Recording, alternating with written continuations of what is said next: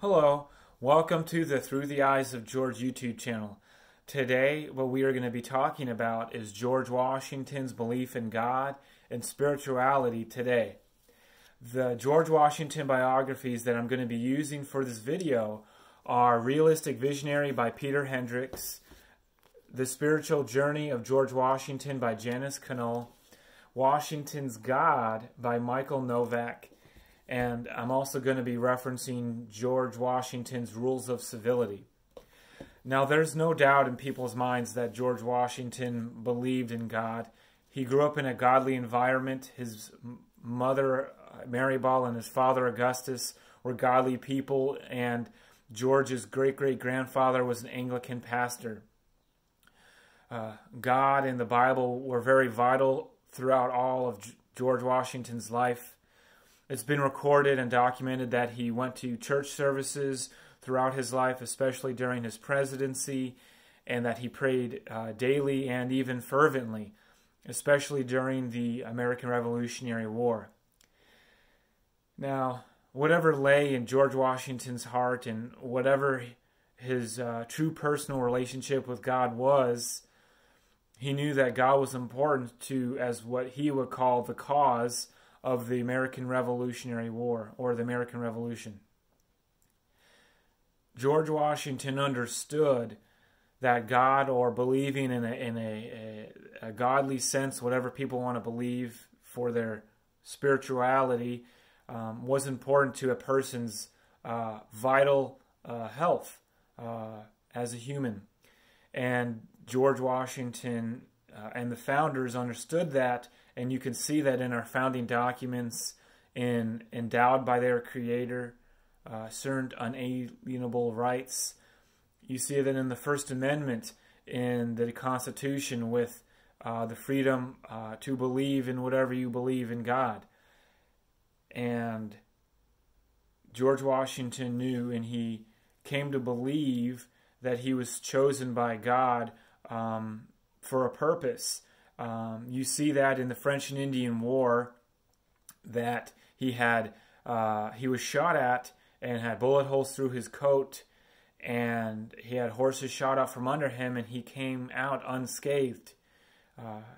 George Washington was a Freemason, and in that there was an element of spirituality.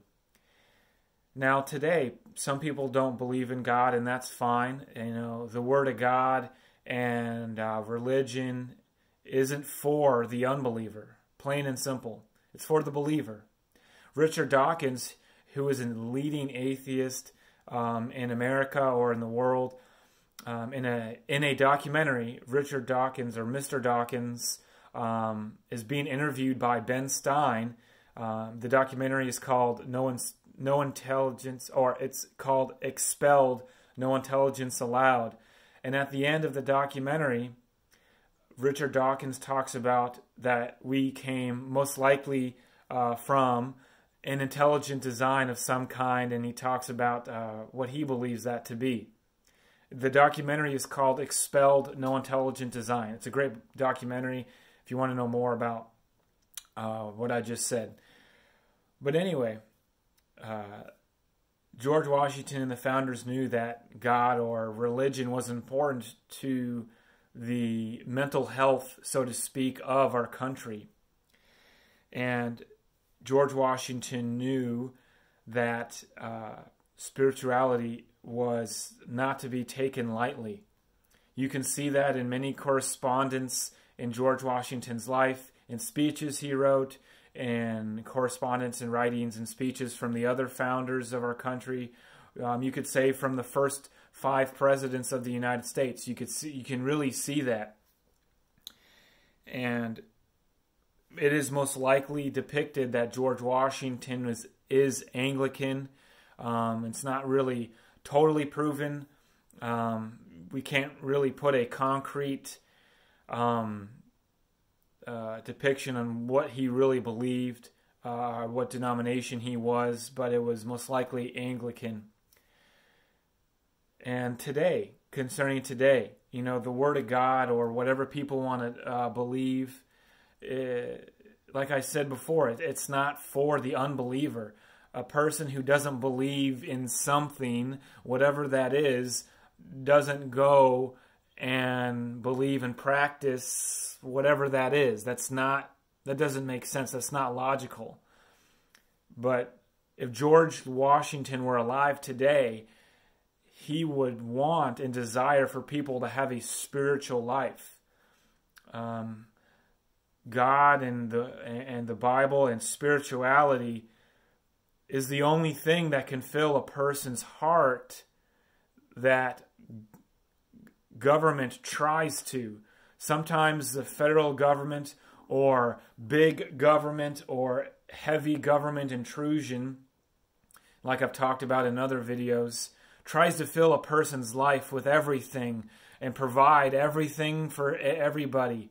But there's only one thing that can really truly provide that deep rooted element of happiness or joy, whatever people want to call it and whatever people want to believe, and that's God. That's believing in a higher power. And George Washington would absolutely agree with that.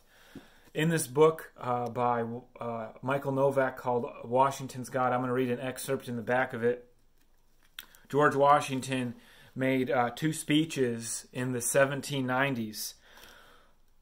One was in March 1790 to the Roman Catholics in the United States of America. March 1790. He writes, here's an excerpt.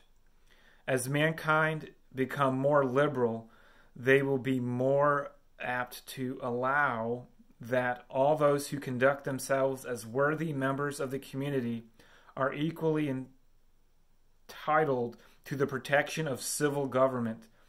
I hope to ever see America among the foremost nations in examples of justice and liberality. I think that would be, I think that would ring true today of how America is.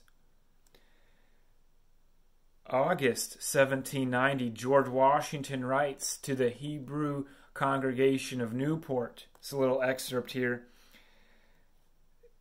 It is now no more that toleration is spoken of as it were the indulgence of one class of people, that another enjoy the exercise of their inherent natural rights.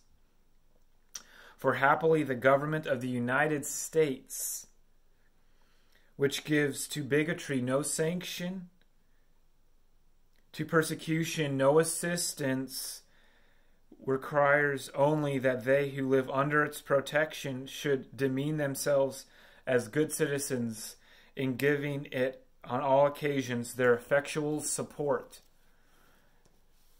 Now, there's a thing that people believe in America about the separation of church and state, that is in our founding documents. That is actually not in our founding documents. That's in a letter from Thomas Jefferson to the Danbury Baptists. And Thomas Jefferson was talking about how the federal government cannot impose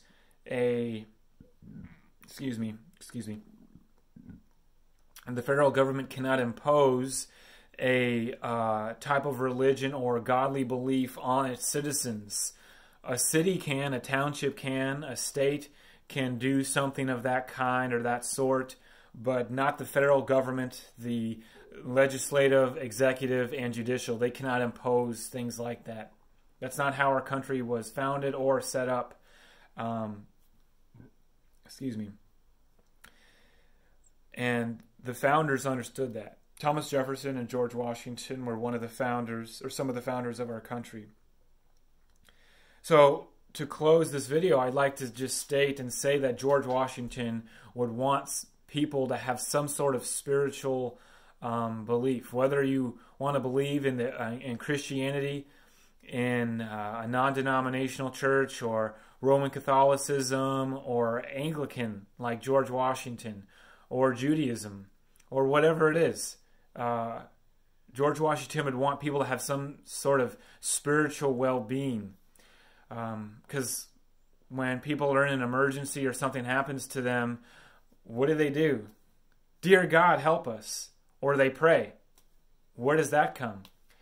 Morality and virtue come from where? Where do the innate virtues and morality come from that are some sort of guidelines and some sort of creed of how to live? Where does that come from? It comes from God. It comes from believing in some sort of godly sense. And I'm trying to be vague here because I'm not trying to put one religious belief or one godly belief over another. I'm just trying to just state the facts about George Washington and our founders. But thank you for watching this video. Don't forget to click subscribe and click the notification bell if you like these videos, and give it a thumbs up. And I really appreciate those of you who support this channel. And like I said, the main goal, like I've said before in other videos, the main goal of this video, of these videos in this channel, is to talk about the life and politics of today through the eyes of George Washington. So again, thank you, and looking forward to talking to you soon.